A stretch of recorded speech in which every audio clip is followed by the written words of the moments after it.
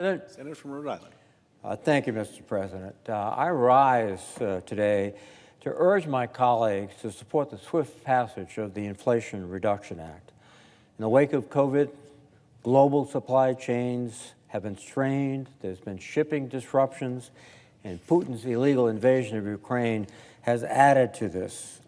As a result of these many factors, inflation is up in virtually every single country across the globe. The United States is among the world's wealthiest, most productive, and diversified economies, but no major economy on earth is immune to the forces of inflation, particularly when they come from so many different directions. And let's remember also, 2021 was a huge year for U.S. economic growth. In fact, last year, the U.S. economy grew at its fastest pace since 1984. Our unemployment rate is back down to 50-year lows.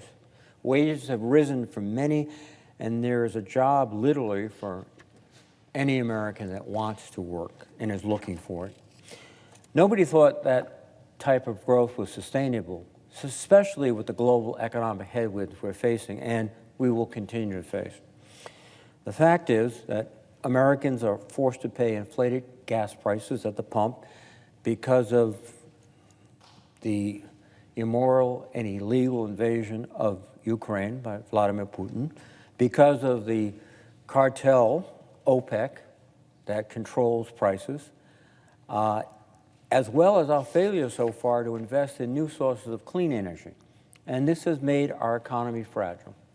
So the question before us is, how do we help our economy gain firmer footing and lower prices for consumers? How do we make our country more energy independent? And how do we strike a blow for fairness and financial responsibility and make things better for families, businesses, and communities? The Inflation Reduction Act accomplishes all of those goals. It makes forward-looking policy adjustments and investments to shore up the country. It takes long overdue steps to help lower out-of-pocket costs for things like energy, prescription drugs, and health care. It will strengthen America's energy independence and enhance our national security by moving production lines and jobs from China and other places back to the United States. And don't just take my word for it. A wide array of economic experts have confirmed this bill will ease inflation in three ways: by lowering energy costs for families and small businesses, cutting health care costs for millions of Americans, and ensuring wealthy Americans and large corporations pay their fair share. Republican and Democratic Treasury Secretaries have said this, as have over 120 of our nation's leading economists, including 7 Nobel Prize winners. The Inflation Reduction Act will also reduce the deficit by more than $100 billion, according to the nonpartisan Congressional Budget Office. And budget experts agree it will save another $200 billion by empowering and equipping the IRS to crack down on tax cheats and enforce tax laws already on the books. So independent arbiters are clear. This bill is good for the family budget and for the national budget. It's good for the health of our communities and our planet. And here are some of the highlights. Let's start with the cost of prescription drugs.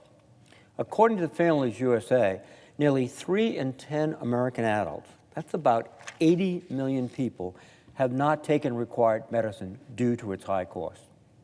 For decades, the drug companies have taken advantage of every avenue to keep prices high. They argue that the cost is justified in order to fund research and development, but that's not really what's happening. The bottom line is drug companies are not playing fair. In fact, they're charging inflated prices even on old medications, insulin being the classic example. Developed more than 100 years ago, the developers basically made their product available to everyone. They didn't insist upon patent protections, et cetera, and the price of insulin, a 100-year-old drug, has gone up dramatically. The Inflation Reduction Act will put the brakes on that type of profiteering. Under this bill, the government will finally be allowed to directly negotiate lower drug prices for Medicare. And I'm fighting to include, as I mentioned before about insulin, a $35 cap on insulin costs for millions and millions of Americans in this bill. And I must applaud Senator Warnock for his leadership on this effort. It's long past time we get this done. The Department of Veterans Affairs already does it and saves veterans and taxpayers billions of dollars a year. The Inflation Reduction Act would also limit drug price increases to the rate of inflation. It also caps out-of-pocket costs for $2,000 annually for older adults buying prescriptions from pharmacies. It would also provide free vaccinations for seniors, and it helps keep health insurance affordable for millions of Americans. Let's not forget, cutting health care costs for millions of Americans is a direct attack on inflation. So the benefits here are both health-related and economic. Now let's talk about how the bill will reduce energy costs and address climate change. The American people recognize that climate change is a serious threat. It fuels extreme weather, environmental degradation, and natural disasters. And we are witnessing at this moment, all across the country, these phenomena. And frankly, I haven't seen the kind of rapidity and severity of storms like this and the sheer number in my time. This is a result of our neglect of the climate crisis. And I must also applaud my colleague, Senator Whitehouse, because he has been a voice since his first day here in this Senate about the dangers of climate change, the cost to families, and the cost to our environment. Of course, all of these climate effects lead to food and water insecurity, economic disruption, and indeed human conflict. One of the areas which is most concern to our Defense Department officials is the follow-on effects of famine and disruption of economies. It usually creates a whole generation of young people without any gainful employment, but with access to weapons, which means instability and violence, and that threatens the whole world and eventually threatens us. Just this week, we had a hearing in the Banking Committee on the economic cost of climate change. One witness cited a particularly eye-popping statistics from OMB that a lack of action on climate change costs the federal government up to $2 trillion per year. That's $2 trillion with a T. So the cost of our efforts to reduce this will be more than exceeded, according to this number, by the benefits. And good economic analysis suggests when you have a proposal which benefits far outweigh costs, that's something good to pursue. The Inflation Reduction Act stops kicking the can down the road and takes urgent, overdue action to confront climate change and economic challenges head on. I don't have to remind anyone here. We've been talking about climate change for years and years and years. Now we have a real opportunity to take positive steps. And if we don't, what we see now is upsetting, to say the least, but it's accelerating. You can sense that with the economic crises and the environmental crises we see all about us. Now, this legislation will invest $369 billion in affordable, clean energy, energy security, and initiatives to keep and help combat climate change and make America more energy independent. We have a very good example up in Rhode Island. We have the first offshore wind field in the United States off of Block Island. It has been built so they provided up to 300 workers, union workers mostly, with good jobs. It will continue to help employ people as it's maintained. It's provided us with the whole region with an example of where to go. And now you have significant wind fields, wind farms that are being proposed in federal waters off Massachusetts and off Long Island. It'll bring energy without pollution. And that's something that'll benefit all Americans, both in their pocketbook and in their well-being. This is really a historic investment we're talking about. And the savings will pay off for families and the planet, month after month, year after year. It's something that we owe the next generation.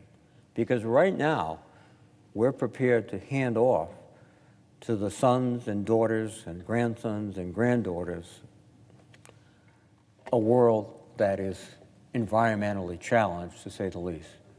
And they'll look back on us and said, you had an opportunity and you failed. We cannot fail. Now, a report by a nonprofit group, Rewiring America, found that the tax incentives included as part of the $369 billion dedicated climate initiatives in the bill would save the average household $1,800 per year on energy costs. These will incentivize the use of heat pumps, the use of solar panels, a much more practical and cost-saving energy tools than what they have available today. The Inflation Reduction Act sets up America also to out-innovate and out-compete other countries, and strengthens domestic clean energy manufacturing and reinforces our supply chains, making America more energy independent and self-reliant. I want to make the important point that under the Budget Act, this bill must be paid for. And rather than cut Medicare and Social Security or some other issue that my colleagues on the other side, many of them, like to suggest, this bill strikes a blow for fairness when it comes to our tax code. It sends a signal to the middle class that those who wish to avoid taxes will no longer be able to easily evade taxes, because we are enforcing the audit and the enforcement mechanism of the IRS so that the law will be followed more scrupulously. And that will result in benefits to us. It sends a signal to working families that the 150 most profitable companies will pay a minimum of tax of 15% rather than 0%, as is sometimes the case. And it's not fair for a multi-billion-dollar company to use the tax system to avoid any payments, while a truck driver, a custodian, is paying 20% of their income perhaps, or even more. It sends a signal that private equity and hedge funds managers who claim their income is carried interest will have to step up and pay more. Indeed, as the President stressed, this is focused so that no one making under $400,000 as a family will see their taxes go up. That's what the President promised, and that's what this legislation will deliver. So no one should be out making a claim that this hurts the middle class and the tax cuts are going to be paid by them. In fact, it increases the tax fairness of our system, and any examination of our present system, it is grossly unfair. I'll end with the words of those 5 former Treasury Secretaries, including one appointed by former President George W. Bush, who all agree that the Inflation Reduction Act will, in their words, I quote, help increase American competitiveness, address our climate crisis, lower costs for families, and fight inflation, and should be passed immediately by Congress. Let me also quote over 120 leading economists who shared a similar message, writing, I quote, this historic legislation makes crucial investments in energy, healthcare, and insuring up the nation's tax system. These investments will fight inflation and lower costs for American families while setting the stage for strong, stable, and broadly shared long-term economic growth. This isn't a partisan issue for economists, and it shouldn't be a partisan issue in Congress. But the bottom line, Mr. President, is Congress has an opportunity to help lower prices for consumers, and invest in scalable new energy technologies and solutions that will strengthen our economy and make the U.S. and the planet more secure, more prosperous, and more resilient. We must seize the moment. The time to act is now. Generations from now, they will look back at that moment and ask the question, did we stand up for them, for this country, for the planet, for the future, or did we fail? I urge us all to stand up and succeed. And with that, Mr. President, I yield. I would also note, Mr. President, the absence of quorum. Clerk will call the roll. Ms. Baldwin.